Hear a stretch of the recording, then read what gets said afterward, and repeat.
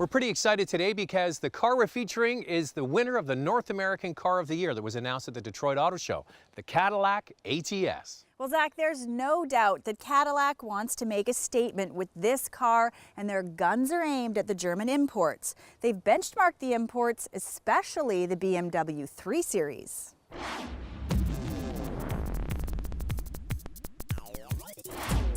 You got that right. The pricing of the ATS is almost identical to the BMW 3 Series, but Cadillac hopes to win over buyers with more content, power, and road prowess. The ATS is almost the same size as the BMW 3 Series. It's a little bit longer, just as wide, and a tad bit shorter. Now, the biggest difference is the shorter wheelbase, which affects the interior. We'll tell you more about that in a minute. The ATS is sold in 4 trim levels called Base, Luxury, Performance, and Premium.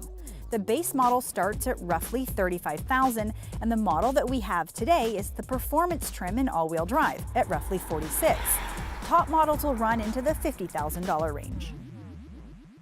Now, all Cadillac ATSs can be equipped with all-wheel drive. That's a good thing. The way they implement it, I don't think it aesthetically looks that good. There's a big gap. This is the all-wheel drive model between the wheel and the wheel well. It's sitting a little too high. You look at BMW and Audi, they're able to implement an all-wheel drive system with the car hunkered down. It looks better. The other thing that they're doing and kind of following BMW on all but the base model, the ATS is equipped with the harder and louder run-flat tires. That's a trend they shouldn't have followed.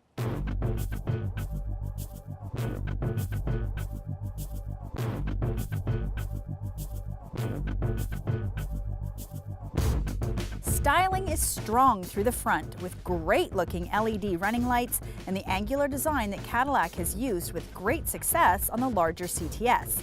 Even the door handles have LED accents that light up at night. The interior is a very pleasant surprise, fitted with first-rate materials and a futuristic dash. There were a few tricks here that other luxury car makers could copy. Now, the first thing Cadillac has done very well is the screen in the center of the dash. It's called Q, their infotainment system. The graphics look rich, it's an intuitive design, and I have to tell you, this was the simplest system I've ever used in any car to pair my phone. It took just 2 seconds, very intuitive. Now below that you see other controls for heat and volume, things like that. There are no rotary dials, it's all touch sensitive. The screen and the console below it have haptic feedback, which means when you touch it, it gives a little vibration to signal that it's received the input. The same way you get with your cell phone or a game controller. That's pretty cool. Now some people might love this, others might want to take a pass. The ATS has good legroom up front, more than the BMW 3 Series, but the back seat is really small. This is where the shorter wheelbase impacts the design.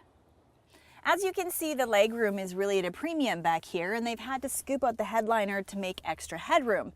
Now, this really isn't a great family car, especially if you have a car seat. Personally, I think it'd be best suited for a single or maybe a couple. Now, if you compare this Cadillac ATS to the BMW 3 Series, the Cadillac has more power on every trim level. The base motor is the all-new 2.5-liter direct injection 4-cylinder, the same one used in the new Chevy Malibu, but it has more power at 202 horsepower, compared to just 181 horsepower for the base BMW 320i. The top model is the 3.6-liter V6 with 321 horsepower, more than the 300 horsepower coming from the BMW 335. The model that will sell the most is this vehicle, the turbo 2-liter 4-cylinder with direct injection and 272 horsepower, way more than 241 horsepower coming from BMW's 328i. But this Cadillac is down a couple of cogs in the transmission. The BMW has an 8-speed automatic transmission and a 6-speed manual. The Cadillac has a 6-speed automatic and also available with a 6-speed manual. Now I want to touch on the sound of the engine, especially with this 4-cylinder turbo, because there's a lot of people don't like the turbo idea because they can be a bit buzzy, and it's not buzzy at all. I would call it raspy or throaty. It's really only under hard acceleration that you notice. When you're cruising like this, you can't even really tell at all, and has fabulous power. And my biggest compliment to this car, other than the powerful engines, the fabulous Brembo brakes, and they really do a good job. They're not grabby, they're very progressive, but they feel fantastic. The ride of this Cadillac is nothing like the Cadillacs of old. In fact, I would have to say that this new ATS is crisper and has more feedback than some of the German models. I think some of the German vehicles are getting a bit softer, and this American is actually getting a bit more of a European feel. The seats are firm and the ride is too, but not too bumpy. The top premium trim is fitted with the electric ride control system that might make the ride more versatile.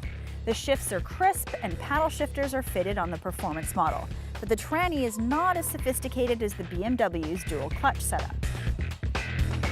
So which ATS do you choose? Well, the 2-liter turbo is almost as powerful as BMW's top 335i, but it's cheaper and it's more pleasing to drive than the 328i. Overall, they've got a good package. It's an easy car to drive hard. This ATS is effortless to navigate through busy traffic. The suspension, I think, is a little bit firmer than the 3 Series, and I love the powerful, smooth engine. I really think Cadillac's got a winner here. So Lacey, what do you think of this Cadillac ATS? Does it live up to all the hype?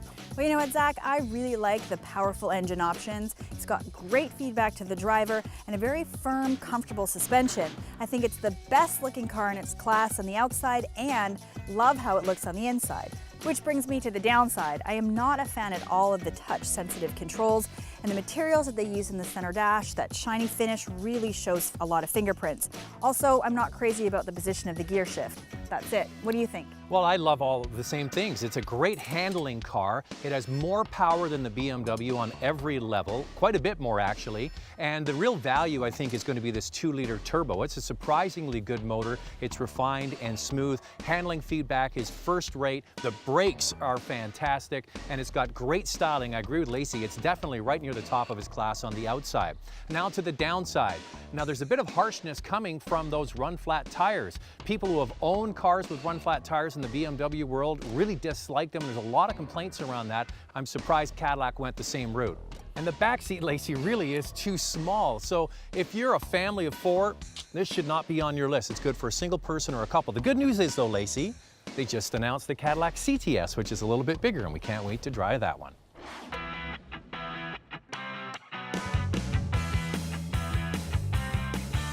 Looking for a luxury car?